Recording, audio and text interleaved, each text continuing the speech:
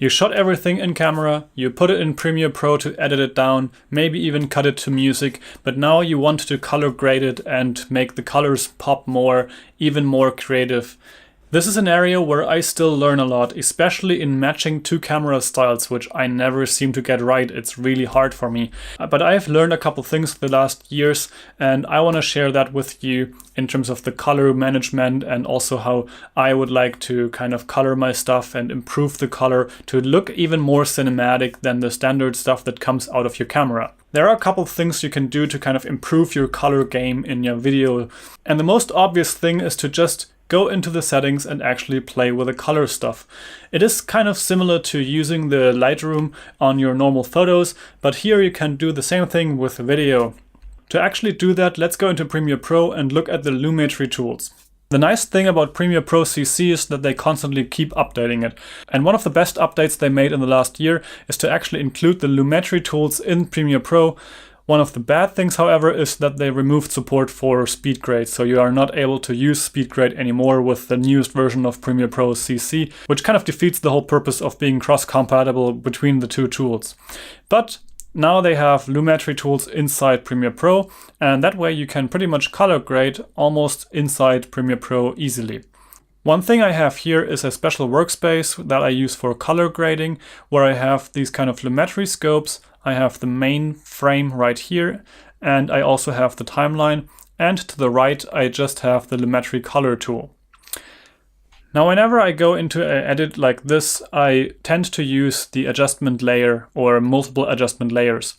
So I actually use this here, and sometimes I even use two, especially because I want to use one of the adjustment layers to be the baseline correction of this specific clip, and the one on top is then the special effects, or not special effects, but the color grade.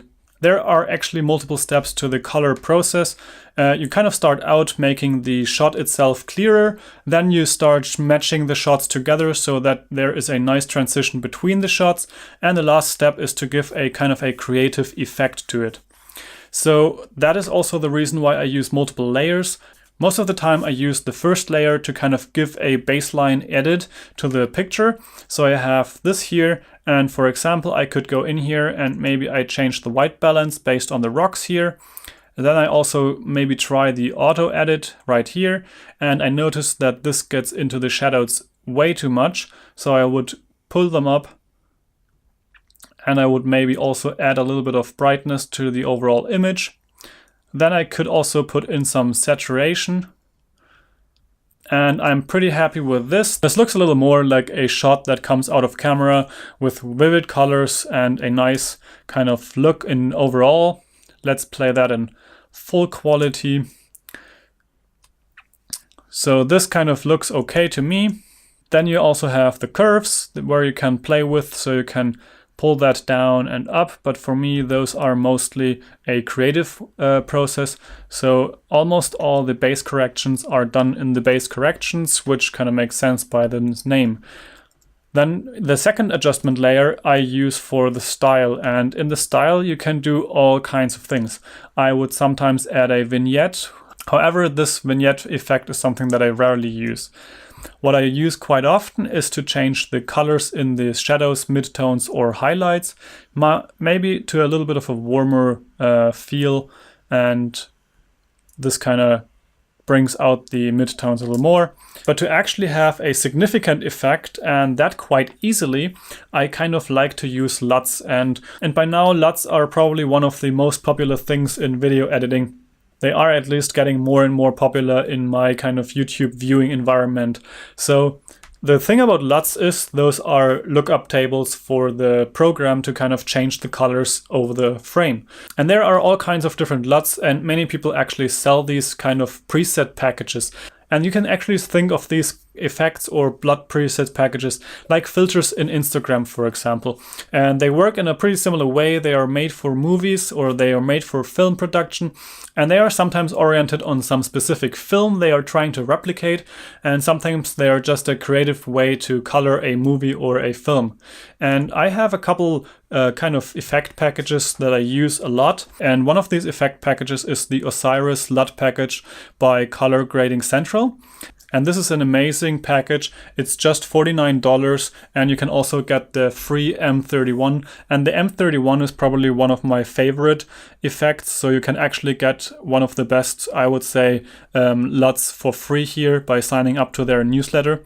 But what you can do here is you can just use those lookup table LUTs inside Premiere Pro once you have set them up correctly. And you can use those with the Rec 79. And Rec 709 is basically the base color profile of most cameras. If you're using some kind of log, that would be on the Sony A7, for example, you can use the S-Log 2. And you can also use the flat color profile on a GoPro, for example, and that would probably work better with the log. But I mentioned in a previous video that I am currently still learning how to color grade, and I'm using the normal color profiles in cameras for most of the stuff, because the flat profiles give you so much more options, but they are also something where you have to kind of work to get a good look in the beginning. And I'm not yet there, and right now I just work faster in the normal color kind of settings of the cameras. However, I'm learning, and I will probably switch to a log profile at some point in time. So what I do here is, for example, use the KDX with the Rec 709 and apply that. And as you can see, this effect already changed so much about this image. What I can do now is either go in and switch it up as well here. For example, to bring up more shadows. I can also use this effect here to get a bit of a faded effect, which I personally really enjoy.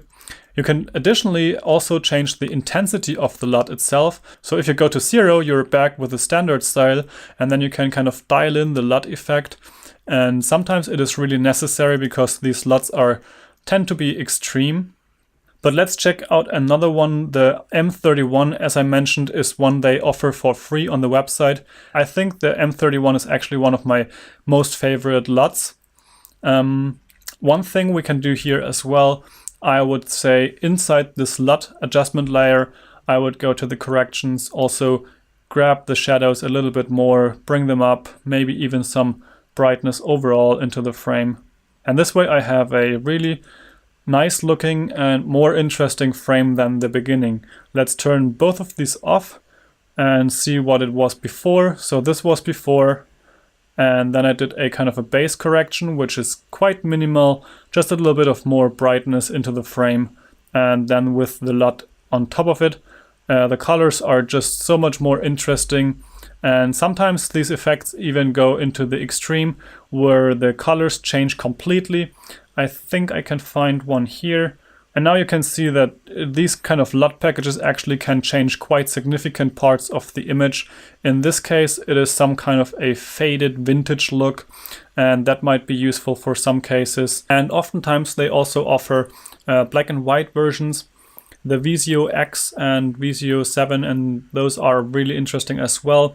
And overall, LUTs are just super helpful in increasing the quality or the kind of appeal of a frame or the whole image, basically. I personally think that LUTs have been a big part of my video making, and I'm really happy that I discovered this kind of functionality and also bought the Osiris package, basically. I think the Osiris package is a really beautiful one. You should look at their website. They have a couple more packages as well. But depending on the stage you're currently at, it might not be the best idea to just jump into the LUT buying game. Maybe it's already enough for you to look at other people's style, a couple more tutorials about the Lumetri tools, or try to match a style that you see in another video. That kind of gives you more of a knowledge of the Premiere Pro color processing and what you can actually achieve with changing those settings. But those LUT packages are a great way to give you a baseline effect to kind of increase your quality overall and have a more interesting picture that is very pleasing to look at, as long as you don't kind of overdo it. I got criticized a couple times that I have such expensive gear and don't use the full potential because the colors look faded or something. It is always kind of a way to weigh your stuff. It's always interesting to get this feedback and change with the process. Sometimes I tend to use more effects, sometimes less. It is a learning process, and I think with time you will get better and I will get better as well. Overall, I hope this video was helpful. Please let me know in the comments down below what kind of LUT packages do you use? Do you use any LUT packages? And how do you do your color grading in Premiere Pro? Also, give this video a thumbs up if it was any way helpful for you. I will see you in the next video, or you can subscribe to this channel for more videos like this almost every day. Additionally, I also have a playlist linked in the description below where you can find more videos that I did on Premiere Pro or video gear, photo gear, and all kinds of tips and tricks. I have the link to that in the description below, and I will see you there. Bye.